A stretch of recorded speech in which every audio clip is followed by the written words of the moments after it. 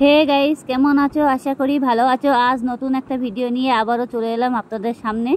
ভালো লাগলে like comment করবেন, সব বন্ধুদের কাছে ভিডিওটা শেয়ার করে দেবেন। যাই হোক, দেখতেই পাচ্ছি, আর পুরোপুরি ভিডিওটা দেখবেন, টেনে টেনে দেখবেন না, তাহলে কিছুই বুঝতে পারবেন না। দেখো, আমি আজকের কি নতুন একটা জিনিস নিয়ে এসেছি। নতুন জিনিস বলতে আজকে এটা হচ্ছে কি বলো তো, মুরগির ছাল। আজকে বাড়িতে এনে আমার হাজবেন্ড ভালো করে বাছলো, বেছে ধুলো, ধুয়ে আবার পোড়া দিচ্ছে। অনেক সময় বলে না পোড়া মাংস খাই, সেরকমভাবে আজকে আমাদের রান্না হবে। দেখতেই পাচ্ছ, দেখো কীভাবে পোড়া দিচ্ছে। অনেক সময় পোড়া কেন দিচ্ছে, অনেক সময় খুঁতো খুঁতো যে লোমগুলো থাকে না, সেই কারণে। কোনো লোম থাকবে না এর ভিতরে, তার জন্য খুঁতো লোমটাকে পুড়ে যাবে, সেজন্য পোড়াটা দিচ্ছে। তার আগে অনেকক্ষণ ধরে ধরে বেছে নিয়েছে, বেশ গরম জল করে করে তারপরে ছালটাকে ঢুকাইয়ে তারপর একটা একটা করে পুরোটাই বেছে নিয়েছে। বেছে নিয়ে রাখো, এই দেখো ছালটা পুরোপুরি বেছে নিয়েছে, কত সুন্দর করে, দেখতে পাচ্ছ? এর মধ্যে কোনো কিছু নেই। আর এই পুড়িয়ে পুড়িয়ে এক সাইডে করে রেখে দিচ্ছে। এগুলো গরম জল দিয়ে আগে ছাড়িয়ে নিয়েছে। এই যে এক একটা করে তুলছে, এই দেখো দিয়ে, আর এই জালের ভিতরে দিয়ে, নেটের ওপরে দিয়ে আর পোড়া দিচ্ছে গ্যাসে। অবশ্য পোড়া দিলে পরে কী হবে বলো তো, লোমগুলো থাকবে না। আর অনেক সময় লোমগুলো থাকলে না, অনেক সময় পেটটার মধ্যে কেমন গুড় গুড় করে, এই জন্য লোমগুলো থাকবে না বলে পোড়া দিচ্ছে। কিন্তু মাংসর থেকে মুরগির ছালগুলো খেতে কিন্তু খুবই দারুণ লাগে। আপনারা ঘরে বসে একবার চেষ্টা করে দেখুন, মানে এত টেস্টি, সে কী বলবো, পুরো খাসির মাংস ফেল হয়ে যায়। আর এগুলোতে এমনি খুবই ভালো লাগে খেতে। মুরগির মাংসর থেকে, খাসির মাংসর থেকে, তার থেকে এইগুলো বেশি ভালো লাগে। আর এগুলো ভালো জিনিস। যাই হোক, দেখো কীভাবে পোড়া দিচ্ছে, অনেকক্ষণ ধরে ধরে পোড়া দিচ্ছে। এই লোমগুলো একটাও থাকবে না। আর সব মানে খুঁটো যে লোমগুলো, একদম ফুসি ফুসি লোমগুলো, সেইগুলো পুরোটাই পুড়ে যাবে। এই করে করে সবগুলো পুড়িয়ে নিচ্ছে। হয়ে গেছে। যাই হোক, এখন পোড়ানো হয়ে গেছে। এখন আমি ঝটপট করে বটিটা নিয়ে বসেছি। বটি নিয়ে বসে এখন আমি কেটে নেব। এটা ধোয়ার কোনো ব্যাপার নেই, যেটি হোক ধোয়া হয়ে গেছে আগে। পুরোপুরি গরম জল দিয়ে আগে ভালো করে ধুয়ে নিয়েছে, তারপর ধুয়ে নিয়ে ছাল ছাড়িয়ে আবার ভালো করে ধুয়ে তারপর আবার পোড়া দিয়েছে। তারপরে এখন আমি এগুলো কেটে নেবো একটা পাত্রের মধ্যে করে নিয়ে, ভালোভাবে কেটে নিতে হবে। যদি অনেক সময় দেখা যাচ্ছে যে খুঁটো লোমগুলো থাকে, তখন সেইগুলো হয়তো বটির আগায় বেছে নিতে হবে। যাই হোক, এই দেখো আমি কেটে নিচ্ছি এখন ঝটপট করে। এটা এখন আমি আলু দিয়ে রান্না করব। আলু দিয়ে করব বলে আমি কেটে কেটে নিচ্ছি। খুব তাড়াতাড়ি কেটে নিলাম আমি। অবশ্য কী বলো তো, তার আগে ওইগুলো অনেকটা সময় লেগেছে কাটতে। কিন্তু খেতে যতটা সময় না লাগে, কিন্তু বাছতে কুটতে তো টাইম লাগেই, সেটা তো জানো ভালোভাবে। আজকে এমনিতেই আমার হাজব্যান্ড বাড়িতে ছিল, তো হঠাৎ করে মনে করলো যে আজকে ছাল নিয়ে আসা। অবশ্য আমাদের ঘরে মাছ ছিল, তারপরে মাছ ধুয়ে আমি এটাকে রান্না করলাম তাড়াতাড়ি করে। এটাকে আমি এখন কেটে কুটে নিচ্ছি। কেটে কুটে নিয়ে আর এর মধ্যে 5 পিস আলু দেবো, বেশিও না, ছোটো ছোটো করে আলুগুলো কাটবো। যাই হোক, আলুগুলো আমি আগে কাটছি না, আমি আগে এইগুলো কেটে নিই। তাড়াতাড়ি করে ভালোভাবে কেটে নিতে হবে, একটু বড় বড় করে কেটে নিতে হবে। যেটি হোক আমি বড় বড় করেই কাটছি, বেশি ছোট করা যাবে না, কেন রান্না করতে করতে একটুখানি হয়ে যাবে। আর এগুলো রান্না করলে পরে অল্প একটু হয়ে যায়, অনেকটা তেল গলে তো, তার জন্য। আর এটা তো পুরো তেল না, আর জন্য। আর খেতেও কিন্তু খুবই ভালো লাগে, অল্প একটু তরকারি থেকে বেরো পুরো ভাত খাওয়া হয়ে যায়। পুরো মাংসটাই একদম উপরের মাংসটা তো, তার জন্য। দেখুন, বিশ্বাস না করলে একবার দোকান থেকে ট্রাই করে দেখুন এনে, তাহলে বুঝতে পারবেন জিনিসটা কীরকম টেস্টি। মুরগির দোকান থেকে মুরগির মাংস খাওয়ার থেকে মুরগির ছাল খাওয়া অনেক ভালো। যাই হোক, দেখো আমি কেটে কেটে নিচ্ছি কীভাবে, বড় বড় করে কেটে নিতে হবে। এখন বড় বড় করেই কেটে নিচ্ছি, তাড়াতাড়ি কাটা হয়ে যাবে। আর কাটতেও খুব আরাম লাগবে, আমারও ভালো লাগছে। হাতের মধ্যে তেল তেলে ভাব হয়ে যাচ্ছে। এই দেখো কি মোটা মোটা ছালগুলো, দেখতেই পাচ্ছ, দেখেছো? এই দেখেছো কি বড় বড় ছালগুলো, আর মোটা মোটা আছে। অবশ্য গোলার ছাল বেশিটাই আছে অনেক সময় আপনারা চেষ্টা করুন গোলার ছালটা নেওয়ার। আর এমনি পিঠের দিকে যে পুরো ছালটা হয় না, সেটা নিলে পরে কী হবে বলো তো, ওইটা নিলে পরে তখন মানে সমস্যা হয়ে যাবে, বাঁচতেও অনেকটা দেরি হয়ে যায়। আর গোলার ছালটা নিলে দেরি হয় না। যাই হোক, তাড়াতাড়ি করে আমার খুব তাড়াতাড়ি কাটা হয়ে গেল। এবার কাটা হয়ে গেছে, আমি একটা টমেটো কেটে রেখে দিয়েছি, 1 পিস টমেটো কেটে মাংসের ওপরে রেখে দিয়েছি। অবশ্য আমি মাংসটা ম্যারিনেট করিনি, একবারে তেলের ওপরে মশলাটা দেবো বলে রেখে দিলাম। কেটে কুটে গ্যাসের ওপরে রেখে দিয়েছি। এবার আমি আলুগুলো নিয়েছি, কেটে নিচ্ছি, তার জন্য আমি গ্যাসের ওপরে এটাকে রেখে দিলাম। আলুগুলো ভালো করে কেটে নিচ্ছি, ডুমো ডুমো করে আলুগুলো কেটে ভালো করে ধুয়ে নেব। তার আগে যে মশলাগুলো করার মতন সেগুলো আমি ঝটপট করে নেব। এখানে মশলা দেবো হচ্ছে আদা, রসুন, পেঁয়াজ দেব, আর কাঁচা লঙ্কা দেব কিছুটা, তারপরে আমি একটু গুঁড়ো লঙ্কা দেবো এর মধ্যে, দিয়ে ভালো করে রান্না করব। পুরো মাংসের মতো করে রান্না করতে হবে। এটা তো মাংস না, আর এত টেস্টি হয় খেলে পরে সে বলার মতন না, খুবই টেস্টি। মাংস ফেলে রেখে তখন আপনারা এইগুলো খাবেন, এত টেস্টি হয়। যাই হোক, এটাকে আমি গুছিয়ে রেখে দিলাম এখন। এবার আমি আদা রসুনটা যেগুলো পেস্ট করেছি কাঁচা লঙ্কা দিয়ে, এর মধ্যে 3টে আছে আদা রসুন আর কাঁচা লঙ্কা, এটাকে আমি পেস্ট করে নিয়েছি, দেখতেই পাচ্ছ। এই দেখো, এই যে পেস্ট করে নিয়েছি। আর এখানে 2খানা পেঁয়াজ আছে এই যে বাটির ভিতরে। আমি কড়াই বসিয়ে দিয়ে দিয়েছি, কড়াইতে তেল দিয়ে দিয়েছি। এবার তেলটাকে আমি অল্প দিয়েছি, কেননা আমার তেলটা অল্প না দিলে ওই ছালের ভিতরে যা প্রচুর পরিমাণে তেল উঠবে, তা পুরো একদম ভরভরা তেল উঠে যাবে, দেখতে পাবে। চলো, এবার আমি তেলের ভিতরে এখন আমি পেঁয়াজগুলো ছেড়ে দেব। পেঁয়াজগুলো দিয়ে তার মধ্যে এই পেঁয়াজগুলো দিয়ে দিয়েছি, দিয়ে এবার আমি লবণ হলুদ এগুলো দেবো। যেটি হোক এখন দিচ্ছি না, আমার যে মশলাটা পেস্ট করা ছিল সেটাও আমি দিয়ে দেবো।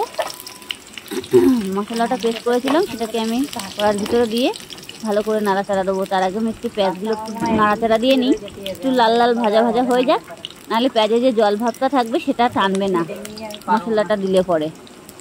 যাই হোক, পেঁয়াজের আমি একটু নাড়াচাড়া দিয়ে দিয়েছি, দিয়ে পেঁয়াজগুলো আমার দেখতেই পাচ্ছ একটু লাল লাল ভাব চলে এসেছে। এবার আমি মশলাটা পুরোটাই ঢেলে দিচ্ছি, পুরো মশলাটা ঢেলে দিলাম। দিয়ে এটাকে আমি ভালো করে ভেজে নিতে হবে। একটু মনে করবে যে এইটুকু তেল না, কিন্তু অবশ্য মাংসের ভিতরে দিলে তো সেই কাঁচা মশলাই দিতে হতো, তার জন্য আমি আর কাঁচাই দিইনি, একবারে ভাবলাম নাকি তেলের ওপরে ছেড়ে দিই।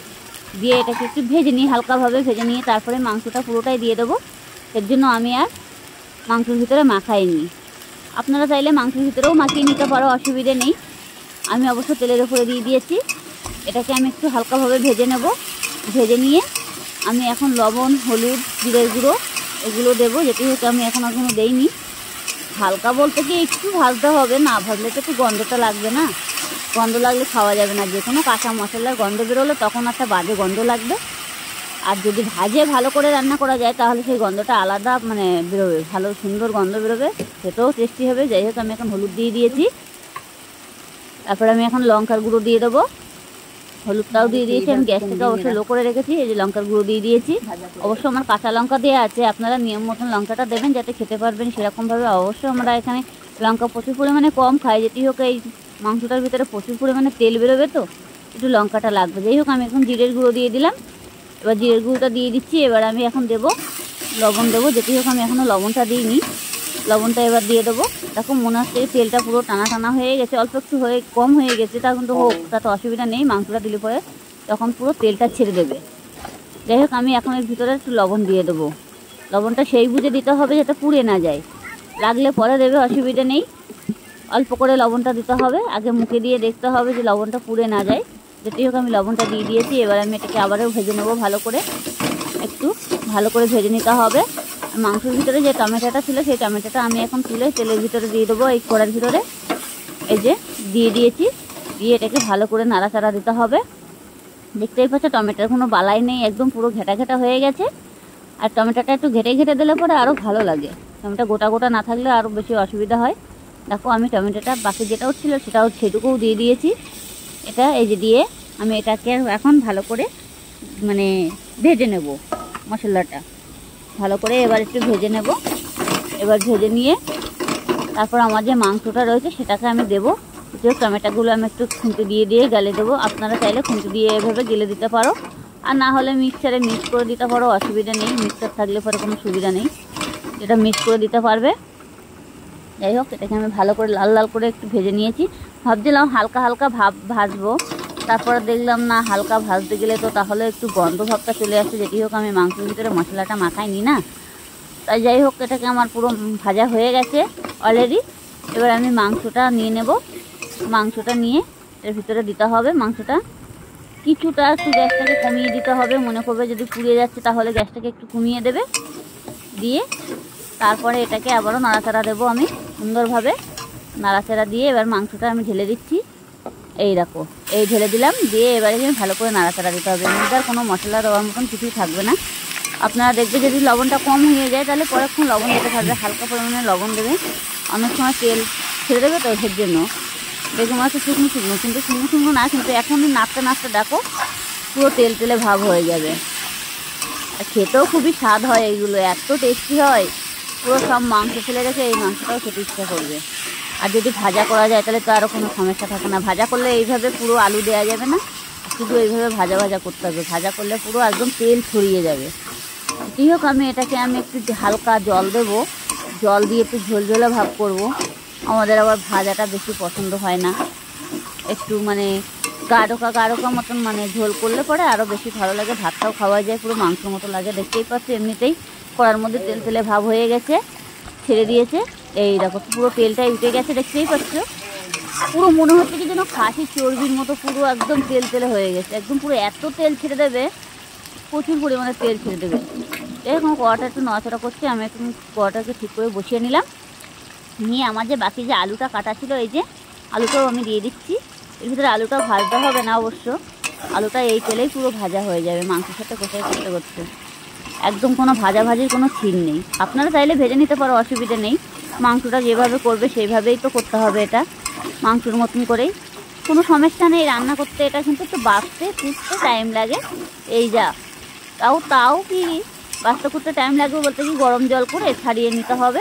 আবার বেশি গরম জল করলে ছাড়ানো যাবে না, ছাল উঠে দৌড় মারবে, ছিঁড়ে যাবে। সেই বুঝে জলটা গরম করতে হবে। যখন দেখবে জলটা গরম হচ্ছে তখনই মানে গুলো কোঠার মতন হয়ে গেছে, তখন গ্যাসটা বন্ধ করে দেবে। দিয়ে তারপরে ওটার মধ্যে দিয়ে খুন্তি দিয়ে কিংবা লাঠি দিয়ে তুলে নিতে হবে। নিয়ে হাতে যতটা গরম পারবে ছোঁয়াবে, তাড়াতাড়ি করে গরম ছাড়ালে পরে উঠে যাবে। আর না হলে অনেক সময় দেখা যাচ্ছে গরম জলের মধ্যে হাত দিলে হাতে ফোসকা পড়ে গেল, সেরকমভাবে করলে হবে না।